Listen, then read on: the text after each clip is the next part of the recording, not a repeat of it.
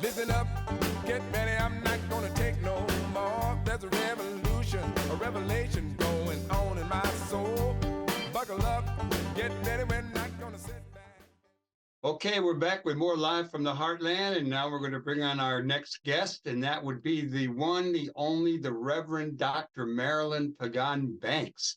And Marilyn is a longtime friend here in the 49th Ward, home base for this show, and she runs a Just Harvest, feeds a lot of people, has really worked hard on a lot of fronts, and she is now a candidate for the new police district council for this 24th district that we're in.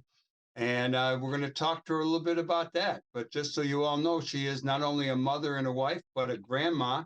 And she's been working in our community for over 20 years. So good day to you, Marilyn Banks, Pagan Banks. How are you? Buenos dias, Michael. I'm good. Buenos dias, sister. Hermana. Hermano, yes. Thank you so much for having me on. I'm doing great. I mean, for February 1st, some folks practice dry January, but I feel like I just went through hell January because just so many things already happening in our world and in my life that just reminds me that we have work to do. And while we have to do it with love and, grounded in love, we also have to do it with a sense of urgency, right? So while we have these wins, we build on them. We don't lean back on them. So I'm glad it's a new day. I'm glad it's a new month because it's been one. It's been one. Right on. Well, I read a quote from you that I'm going to share with our listeners and viewers. You said, if we want a safe community, then all must have enough to eat, earn a livable wage, access meds if needed, and have a place to truly rest. If we want a beautiful community, then all must know dignity and respect, have a clear sense of belonging, and be truly seen. When did you say that? Because I don't know where I got it. I probably either got it from Block Club or the Sun Times or the Tribune or Channel something or other. The first time I said it was when we were talking about our wellness work in the fall of 2017. And it's actually on the front of a magazine, our annual magazine. And then I just put it in my signature because it just really resonates with where we are as an organization and where I believe we need to be as a community when we talk about the well-being of our community. I keep hearing all these politicians on TV running for mayor talking about crime, and we're going to end crime and put more police out there. And we need the way to stop crime is to address the causes of it before it even happens, right? We've been saying that for years, but there's a lot of people who don't listen. It's so crazy. You would think it'd be an easy thing to understand, but we know money and all those things play into it. But people need to be able to eat. People need to be able to care for their families. I'm not trying to romanticize crime. I'm not saying every crime is a crime of need, but so many are. And for so many, that's where it starts, right? It starts there. Then they get caught in the system. Then because our system is bent on punishment and not transformation, right?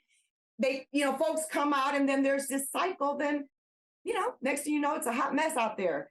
But, they talk about making this, the first thing we need to do, a turning around Chicago is when you can walk down the street safe. No, a turning around Chicago is when no one is hungry, no one is sleeping in the park, and no one gets stopped just for driving while Black, right? That's how you turn around Chicago. Sorry. I like that. That's good. You didn't ask me to preach. One of the major efforts that is the focus of today's show is turning Chicago around on police accountability. And following you, we have Joe Osbaker and Frank Chapman coming on. And I'm sure you know them both because they're very active in this movement citywide. Yes. To create the police district councils, or the Police Oversight Board, I've been calling it, but I think it's Police District Council. Tell us about what the Police District Council is and why you're running for a position on it. The Police District Councils are really about public safety. And we call them police district because that's how they're being sort of positioned in geography. But it's really about the community creating a sense of well-being and safety, right? And so our responsibility is to create spaces for those ideas to happen, and to be sort of like a liaison to the commission around the resources needed to make that happen. But we're also there so that if there is a complaint against police misconduct or something like that, that we are able to try to point folks in the right direction. We are not coming with all the answers. This is not going to be a magic wand that suddenly makes things all better. But we believe that if we're centering the community, their ideas, their wishes, and what safety looks like, and begin to kind of address those, we can have a positive and real and great impact on what's happening. This is the time to do it, right? This kind of so-called post-COVID. We did it around mutual aid, and I think we can show up for each other in the same way around safety and keeping our communities thriving and not just sort of protecting ourselves. Well, this is a good thing, and it's a long time coming. I'm going to explore that a little bit later with the other guests. Going back to the Black Panther Party and their community control patrols. We actually, in Uptown, I worked with a group called Join Community Union in the late 60s, and we took some bus following the police around. Tell us a little bit about the people running from our district, which is the 22nd, I believe, 24th district. Yeah.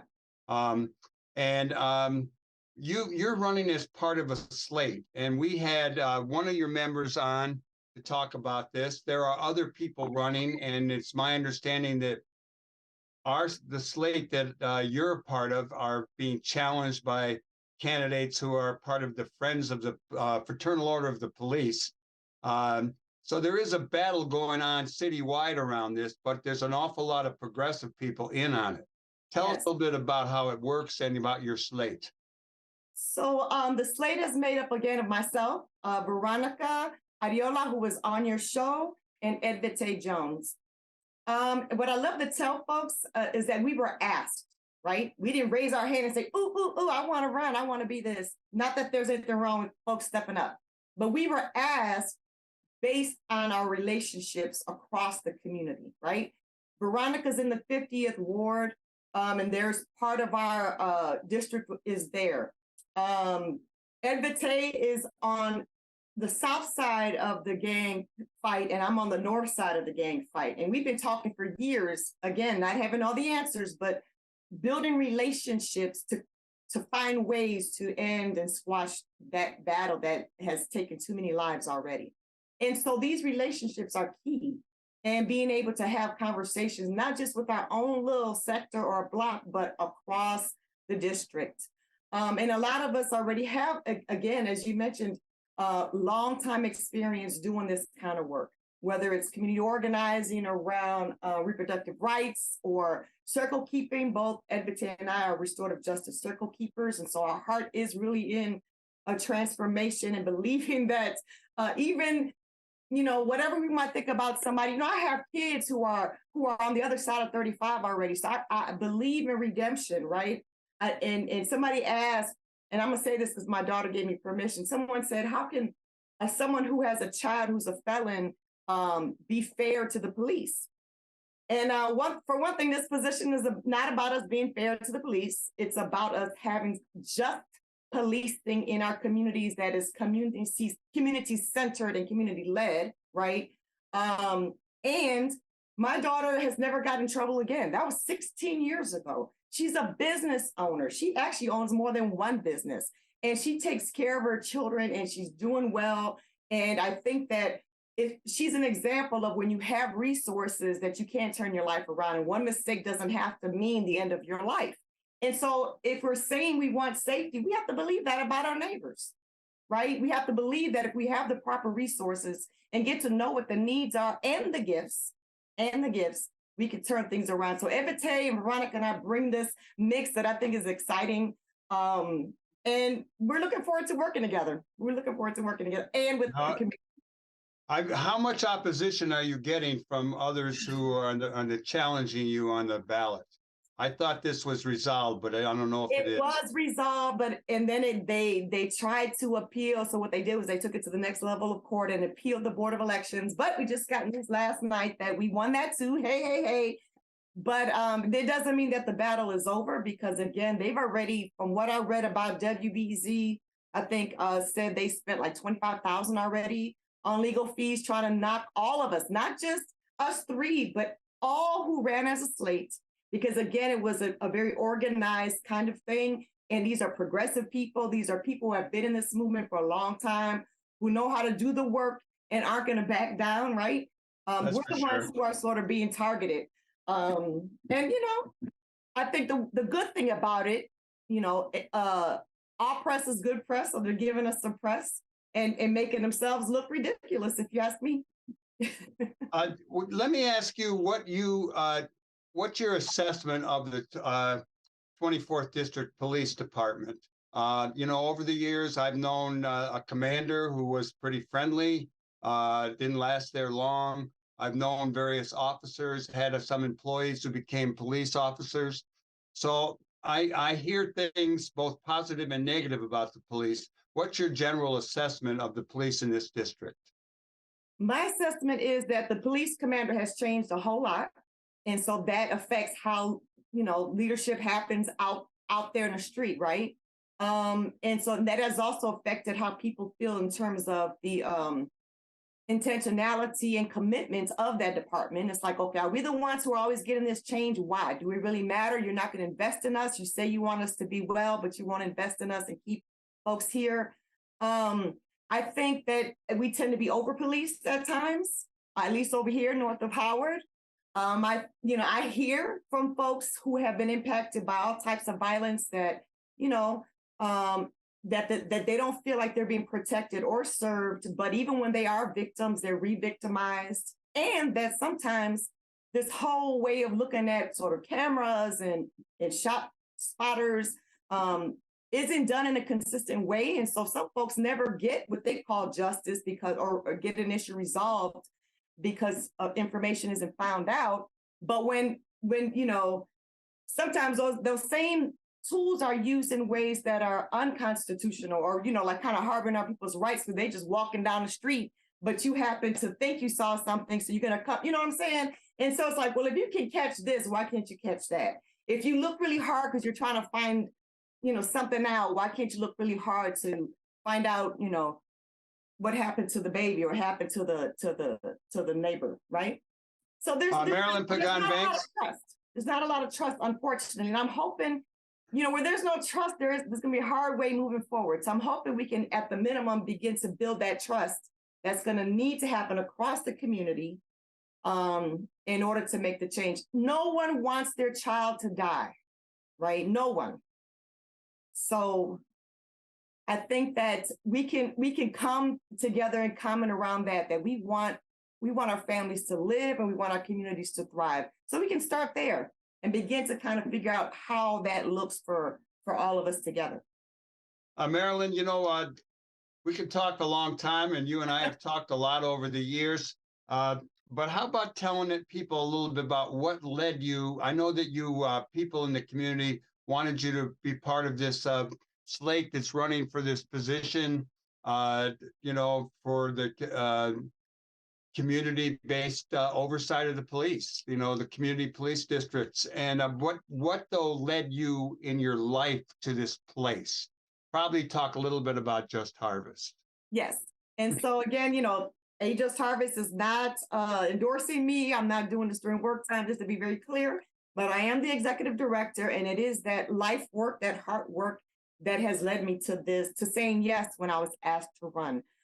Because again, I have seen the giftedness of the community. I have seen the community step up in some beautiful and powerful ways when you ask, what are your dreams and what are the possibilities if you had resources? We've helped to incubate businesses. We've seen people go off to college because they've been apprentices with us and seen other opportunities. And so we believe that if you invest with love in the community, not once, not waiting until somebody turns their life around to pay attention, but to see people where they are right now and invest in people.